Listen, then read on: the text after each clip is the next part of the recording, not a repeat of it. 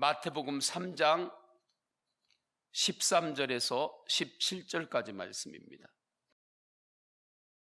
마태복음 3장 13절에서 17절까지 말씀 다 함께 교독하십니다. 이때 예수께서 갈릴리로부터 요단강에 이르러 요한에게 세례를 받으려 하시니 요한이 말려 이르되 내가 당신에게 세례를 받아야 할 터인데 당신이 내게로 오시나이까? 예수께서 대답하여 이르시되 이제 허락하라. 우리가 이와 같이 하여 모든 의를 이루는 것이 합당하니라 하시니 이에 요한이 허락하는지라. 예수께서 세례를 받으시고 곧 물에서 올라오실새 하늘이 열리고 하나님의 성령이 비둘기같이 내려 자기 위에 임하심을 보시더니 다 함께요 하늘로부터 소리가 있어 말씀하시되 이는 내 사랑하는 아들이요 내 기뻐하는 자라 하시니라. 아멘. 세례 요한께서 유대 광야에서 회개하라 천국이 가까이 왔느니라 말씀하십니다.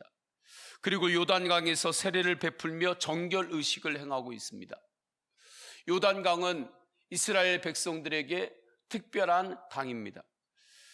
광야를 지나서 가나안 땅에 들어올 때 요단강을 건넜습니다. 하나님의 말씀과 함께 갈 때에 요단강이 갈라져서 새로운 길이 열린 거예요. 요단강을 건널 때에 광야와 가나안 땅의 그 경계를 넘어섭니다. 전혀 새로운 세계가 열린 거예요. 또한 그 요단강에서 아람 장군 나아만 장군이 7번 몸을 씻었습니다.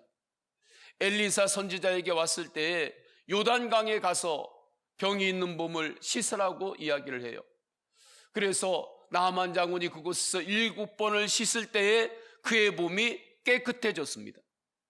그래서 요단강은 이스라엘 백성들에게 과거를 단절하고 새로운 삶을 시작하게 하는 거룩한 상징이 있는 곳입니다.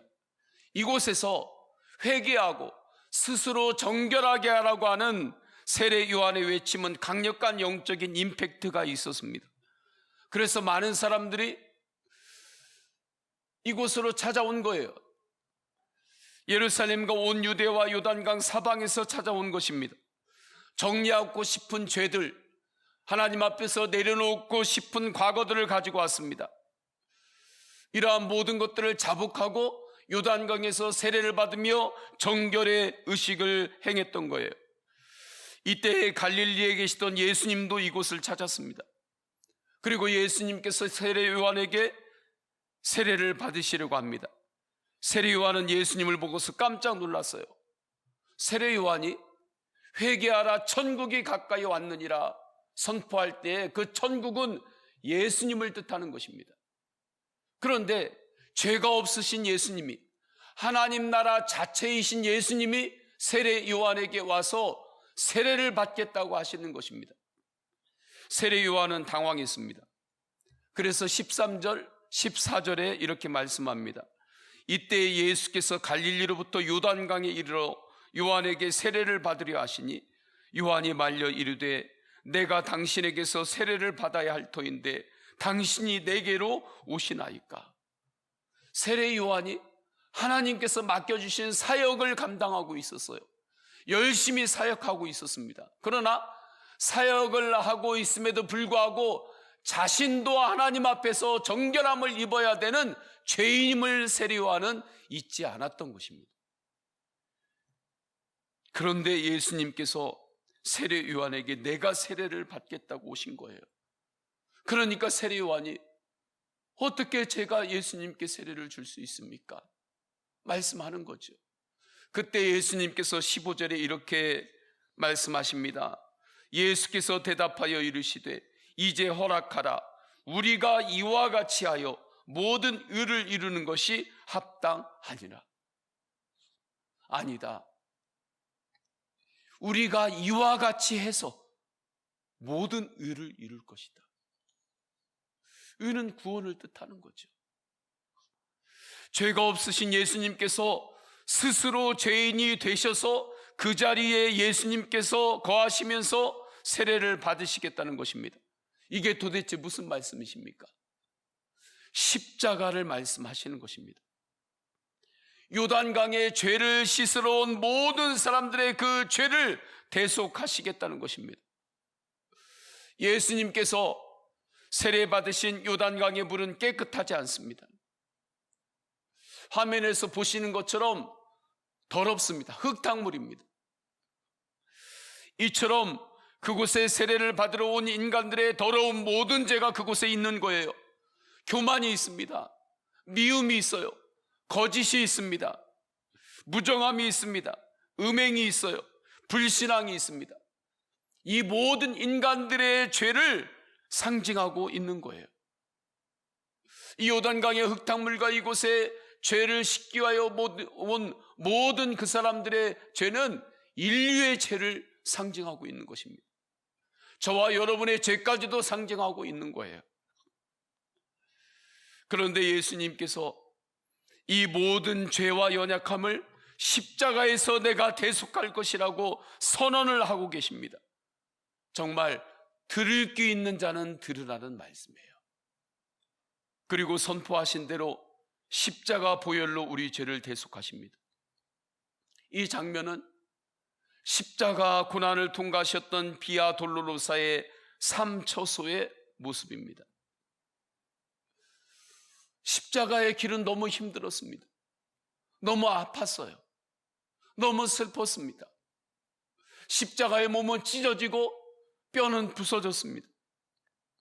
모든 죄를 짊어지고 가시는 십자가의 길은 잔인했습니다.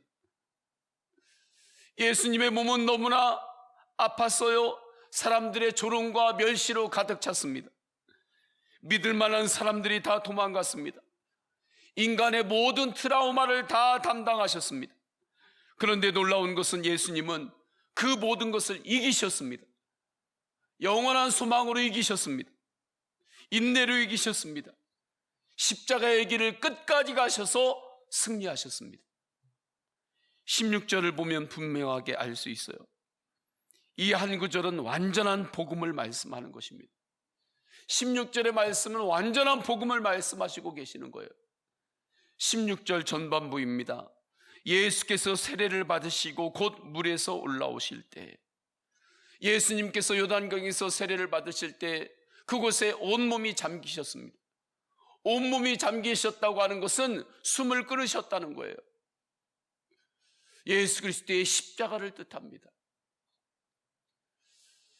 물에 잠기실 때 십자가의 죽음을 말씀하시는 거예요. 그렇게 죽으시는 거예요. 그리고 그 물에서 다시 올라오실 때 스스로 끊은 숨이 다시 회복이 되는 거예요. 부활을 뜻합니다. 그리고 이어서 16절 중반 이후에 말씀하죠. 하늘이 열리고 하나님의 성령이 비둘기같이 내려 자기 위에 임하심을 보시리니, 예수 그리스도께서 세례를 받으시며 죽고 다시 사심을 보여주실 때 하늘이 열린 거죠. 그리고 성령이 비둘기같이 임재했습니다. 이 장면은 우리 교회에서 성지순례를 갔을 때 조금 전에 보았던 예수님께서 세례를 받으신 그곳을 우리가 갔었거든요. 그 세례터에서 비둘기가 날고 있는 모습을 찍은 것입니다. 물론 이 장면대로 성령님께서 임재하진 않았겠지만 우리에게 선한 영감을 주는 장면이라고 생각합니다. 여기에서 우리는 오순절 다락방의 성령의 임재를 묵상해야 합니다. 예수님께서는 십자가에서 우리의 모든 죄를 대속하셨습니다. 부활하셨습니다. 그리고 오순절에 성령님께서 임재하셔서 예수님의 몸인 교회를 세우셨습니다. 그래서 정말 생각되고 확증되는 것은 구원의 길은 예수님의 몸된 교회를 통해서, 하나님의 몸을 통해서 주님께서 이루시는 것입니다. 정말 세상에는 구원이 없어요. 요즘 보면서 정말 더 그것을 확증합니다. 극단적인 상황이 있을 때 정말 확증이 더 되는 거예요. 구원의 길은 오직 주님의 몸된 하나님의 성전을 통하여 복음을 통하여 이루어지는 것입니다. 더욱더 주님을 바라보시기를 축원합니다. 예수님은 모든 죄와 고난을 다 통과하시며 완전하게 승리하셨습니다. 그렇다면 예수님은 이 모든 고난과 어려움을 무엇으로 견디시고 무엇으로 이기시고 무엇으로 끝까지 가셔서 승리하셨을까? 하나님의 사랑입니다. 하나님의 사랑이에요.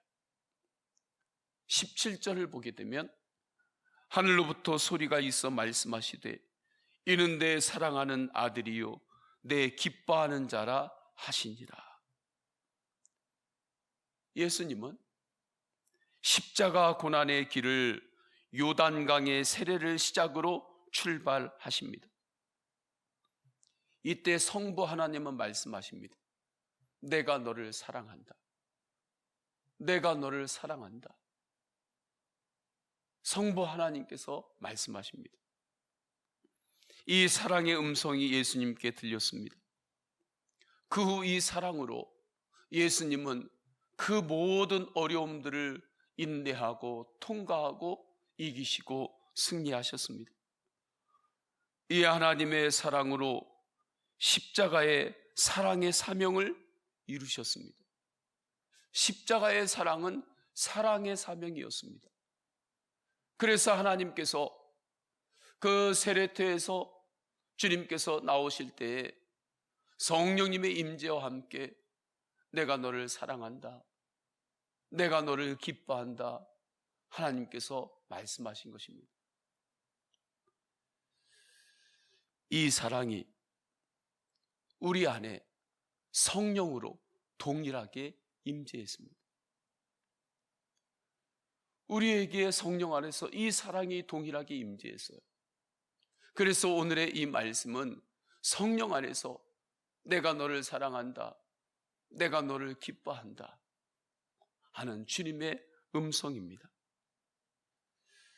우리 안에 성령으로 임재한 하나님의 사랑은 우리가 어떠한 십자가의 고난이라 할지라도 우리를 통과하게 하십니다. 그리고 부활의 역전승을 경험하게 하십니다. 그 열매를 보게 하십니다. 끝까지 가서 그 열매를 보게 하십니다. 내 힘으로 끝까지 가는 것이 아닙니다. 내 안에서 역사하시고 계시는 하나님의 은혜가 우리를 끝까지 가게 하시고 그 안에서 부활의 역전승을 보게 하는 것입니다. 그 은혜로 우리는 여기까지 또한 온 것입니다. 찬양이 있죠. 사랑한다 아들아, 사랑한다 내 딸아, 내가 너를 잘 아노라. 사랑한다 아들아, 사랑한다 내 딸아, 내가 너를 축복하노라. 사랑한다 아들아, 내가 너를 잘 아노라. 사랑한다 내 딸아, 내가 널 축복하노라. 우리가 고백하는 이 찬양이 하나님의 성령 안에서 우리에게 주신 은혜의 찬양입니다. 이 음성이 이 새벽에 나를 향한 하나님 아버지의 음성입니다. 오늘도 나를 향한 하나님 아버지의 음성, 내가 너를 사랑한다, 내가 너를 기뻐한다. 그 주님의 음성 하나면 족합니다. 이 음성 하나로 우리는 여러 가지 어려움이 있지만 그 모든 것들을 내 힘으로 승리하는 것이 아니라 나를 사랑하고 계시는 하나님 아버지의 사랑으로 우리는 승리할 수 있습니다. 나는 약할 수 있어요. 나는 넘어질 수 있어요. 그러나 나를 향하고 계시고 내 안에서 나와 함께하고 계시는 하나님 아버지의 사랑은 강합니다. 그 하나님 아버지의 사랑의 증거가 십자가입니다. 십자가 보혈입니다. 우리는 사순절을 보내고 있습니다. 더욱더 주 예수 그리스도의 십자가의 보혈이 우리 가운데 흐를 때 그 하나님의 사랑으로 승리하시기를 축원합니다.